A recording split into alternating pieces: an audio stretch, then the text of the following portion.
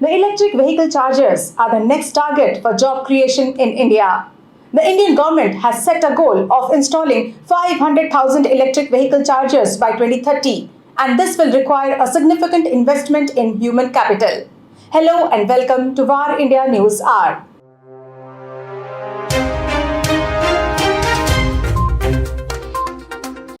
Last year, global sales for electric vehicles increased by 60% worldwide, and 1 in every 7 passenger cars purchased globally was an electric vehicle.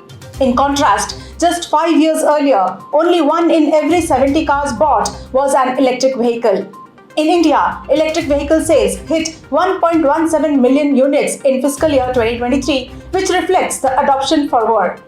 Consumer demand for EVs is at an all-time high, but the growth of this sector may mean unprecedented security challenges. Experts predict that the EV chargers pose an unprecedented risk. The industry is in the midst of a rapid expansion phase. New EV charging stations are popping up in parking lots and on street corners the world over. However, the new installations could prompt cyber attackers to target EV charging networks, the vehicles themselves, and/or the connected power grids. Even here in India, the Indian Computer Emergency Response Team, that is CERT-IN, has received reports of vulnerabilities in products and applications related to electric vehicle charging stations. The Minister of Road Transport and Highways of India has said that as electric vehicles become more popular, it is important to recognize that electric vehicle charging stations are also susceptible to cyber attacks and security incidents, just like any other technological application. For many connected devices, the race to market has translated to cybersecurity measures that were bolted on but not built in. In other words, cybersecurity was largely an afterthought. In the case of electric vehicle chargers, that's a particularly unsettling prospect, as EV chargers are interlinked with other infrastructure. EVSE, that is Electric Vehicle Supply Equipment, is supported by electronics both for charging the vehicle and facilitating communications. So, EVSE is susceptible to cybersecurity vulnerabilities and attacks. EVSE also ties together two critical sectors, that is transportation and energy, specifically the grid, that have never been connected electronically before. This creates the potential for attackers that could have significant impacts in terms of money, business disruption, and human safety.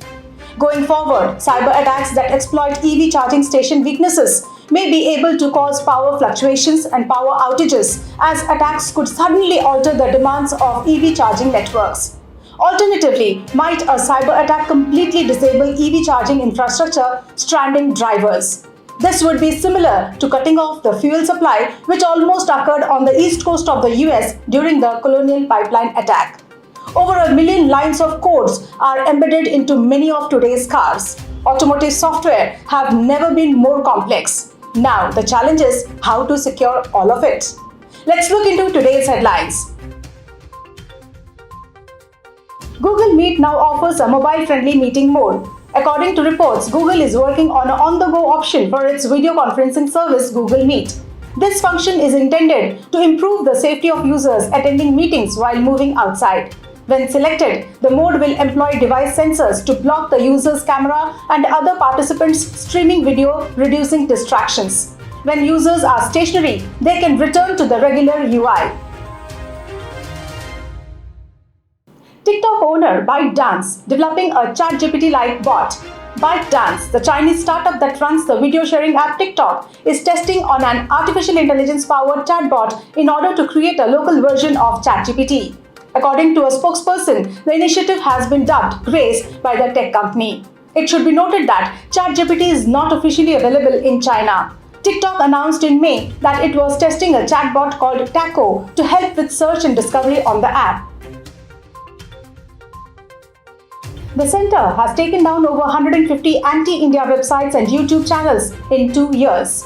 According to reports, the Ministry of Information and Broadcasting has taken down over 150 websites and YouTube-based news stations since May 2021 for creating anti-India content.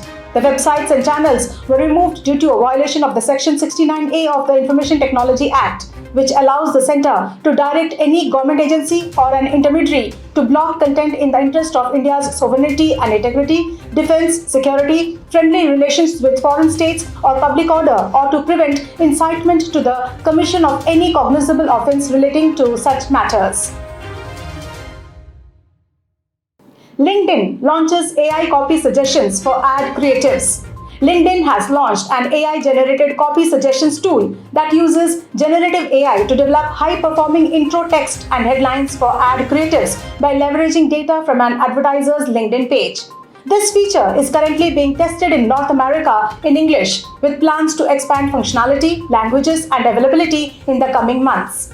In Campaign Manager, the new AI tool will recommend up to 5 headlines and ad copy that customers may alter to match their brand's voice. Google Photos can now recognize you from behind. Google Photos, a photo sharing service introduced by Google in May 2015, has been updated to recognize people even when their back was facing the camera when an image was captured.